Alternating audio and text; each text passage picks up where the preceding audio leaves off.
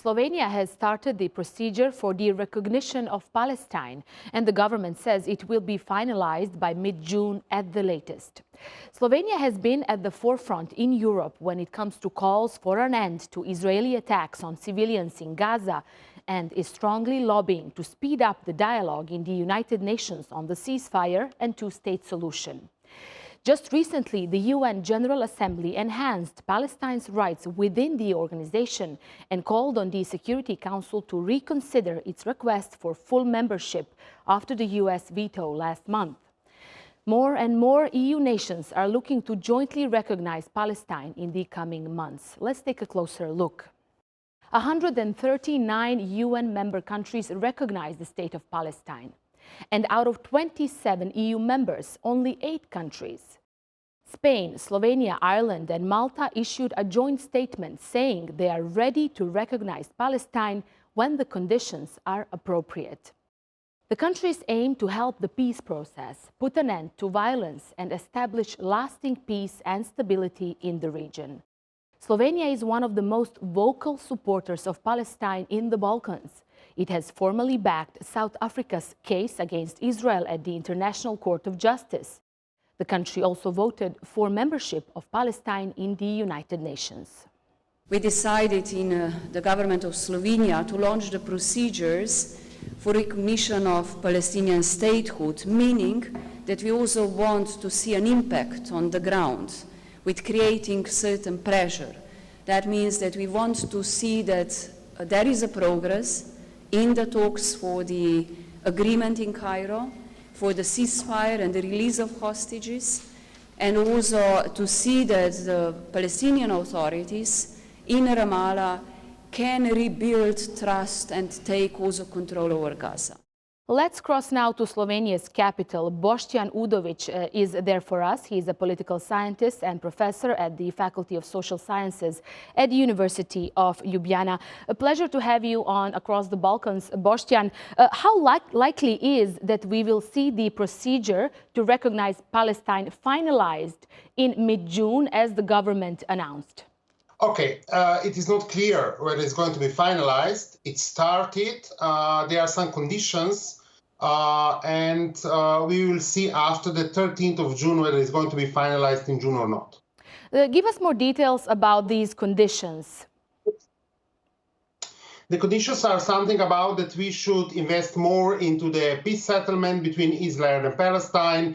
That should be the ceasefire and everything else that is connected. And then after that is going to be the evaluation about how important it is to recognize Palestine.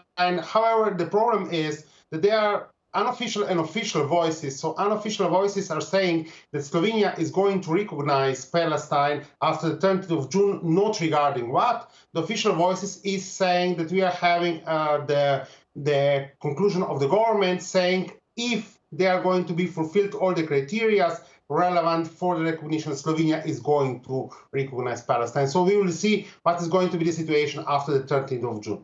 Mm-hmm.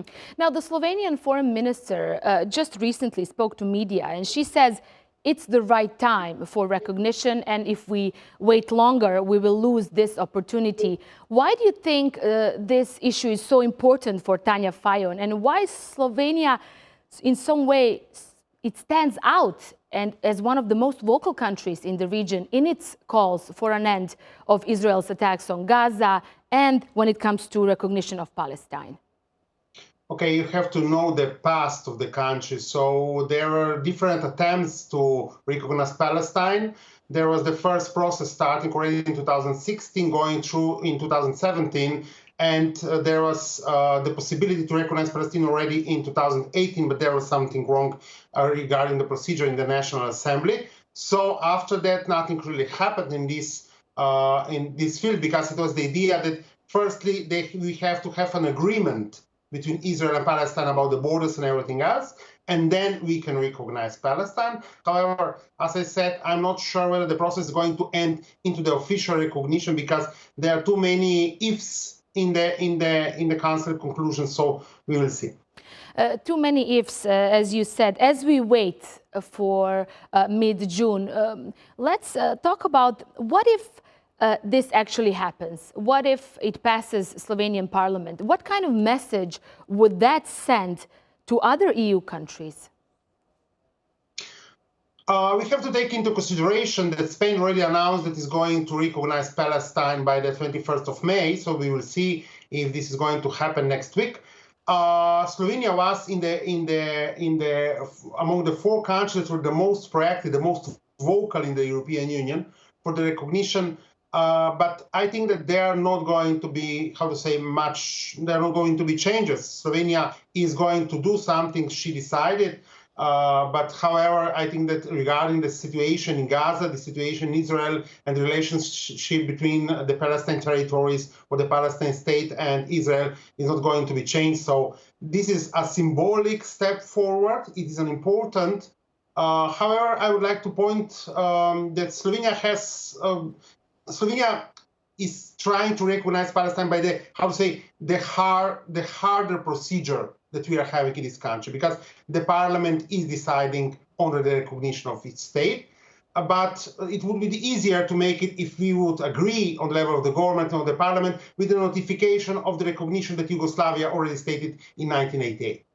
How would you describe the approach of Slovenia's diplomacy to the war in Gaza since the beginning of the conflict? It seems like the country has been louder and louder as the time has passed. Yeah, there were some, different signals. The first step was, saying that Israel is having a right for self-defense. Now the things are a little bit changing towards, but still Slovenia is trying, as a member of the Security Council, trying to equalize the positions. But on the other hand, we are having a strong, impetus from the Slovenian government, especially the foreign minister. You can see in different visits in the Middle East. So Slovenia is committed not just to the recognition of Palestine, but to the peace agreement between Israel and Palestine or Hamas. But what is, for me, the most important part here is that we have to know why we are doing those things. So if we recognize Palestine, like it is sometimes said in this country, we are recognizing Palestine, and we are, by this, offering a platform for peace. This is not going to be a result. So I think that the most important part is to acknowledge why we are going to decide or not to decide. That's the decision of the government and of the parliamentarian majority to recognize Palestine or not, which are going to be the consequences and everything else. I was a little bit disturbed by the interview of the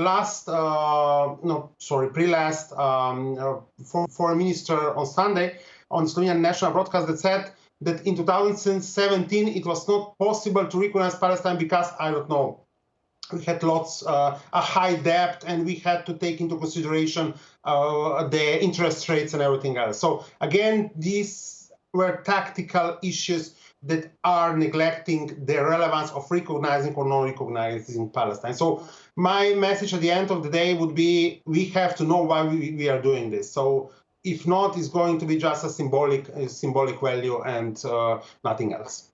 But you know, Slovenia is very respected EU country, very respected in EU institutions, I would say. We've seen lately the calls in the UN General Assembly as well. So internationally, it does matter if this calls for peace comes from an EU country that has a very different position than the Brussels itself. Yes, but you have to take one thing into consideration. We are a member of the Security Council. And we were elected with 153 votes, meaning what? That we were elected not just with the, Western allies, but also countries from Africa, South America, Asia, and everything else. And this is an important message also for Slovenia, that is going to be a reliable member of the international community. So it's not just saying that you are recognizing because of the national issues or national interests. It is the reflection that we have to play a role of honest broker also in the United Nations. And here, I think this is the possibility where Slovenia can play a strong role, whether it's going to decide so, but not in the European Union, because we miss the opportunity. If next week is going to be a recognition of 3 states, as is promised, so Spain plus Malta plus Ireland, so we miss the opportunity to do it all 4 together. So if we are, moving from the 21st of May to the 13th of June, it can happen that maybe something in between is going to happen, and the delay in the process of the recognizing Palestine is going to be seen or right. also treated. Interesting point, as all these 4 countries signed a joint statement, but then 3 of them are possibly recognizing on the 21st, and then we still have to wait for the Slovenian parliament. It will be interesting to follow that. Thank you so much for joining me on Across the Balkans. Boštjan Udović in Ljubljana for us. Besides Slovenia, other countries in the region have seen protests against Israel's attacks on civilians in Gaza, including Bosnia and Herzegovina, a country that went through the horrors of the war in the 90s that led to genocide. In one museum in Sarajevo, you can send solidarity messages for the people in Gaza. Since it was founded in 2016, the Museum of Crimes Against Humanity and Genocide contains the personal belongings of genocide victims killed in the Bosnian War. And today, a specific room is installed in the museum where there are messages for Gaza as well. Yasemin Çolakolu reports. It's been more than 200 days since Israel's war on Gaza began. More than 35,000 people have been killed, almost half of them children. Those who have survived live in extremely poor conditions with critically low food supply.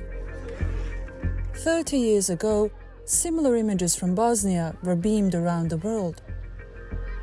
People waited for a ceasefire that took years to come.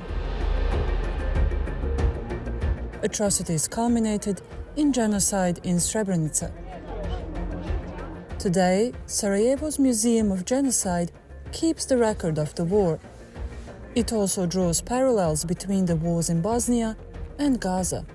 Dakle, kada pogledamo u suštini sadržaj i našeg muzeja i historijske činjenice vezane za agresiju na Bosnu i Hercegovinu i genocid koji se dogodio u Bosni i Hercegovini, možemo vidjeti značajne sličnosti između onoga što se dešava u Gazi i u Palestini trenutno i onoga što se dešavalo prije skoro 30 godina u Bosni i Hercegovini. Nažalost, možemo vidjeti da čovječanstvo je slabo naučilo iz prošlosti, dakle nije dovoljno naučilo iz prošlosti. Kada vidite omjere žrtava, dakle u Gazi i Palestini, vidjet ćete da su većina žene i djeca tih koji su ubijeni u genocidu i etničkom čišćenju. Tako da s te strane vidite sličnosti. S druge strane, sličnosti postoje naravno i u nedostatku hrane, nedostatku vode, osnovnih uslova za život, kršenja ljudskih prava. The museum has dedicated a wall for messages for peace in Palestine. People have also been taking to the streets to raise a voice for Gaza. Ovaj skup podrške za mene znači pokazivanje svijetu i pokazivanje palestinskom narodu da mi iz male Bosne i Hercegovine stojimo uz palestinski narod. Prošli smo kroz ovo što sada prolazi Gaza i želimo da pokažemo svijetu da jako i svim svojim sredstvima i željom stojimo uz palestinski narod. Every hour, 15 people are killed in Gaza. 6 of them are children. The messages on the Gaza wall and the voices on the streets speak a universal language. Every hour, every minute counts. Yasemin Çolakolu, Across the Balkans. The most controversial edition of the Eurovision Song Contest has come to an end with Switzerland's win. The competition this year has been marred by Israel's inclusion, anti-Israel protests, and irregularities. The Netherlands was even excluded from the contest at last minute.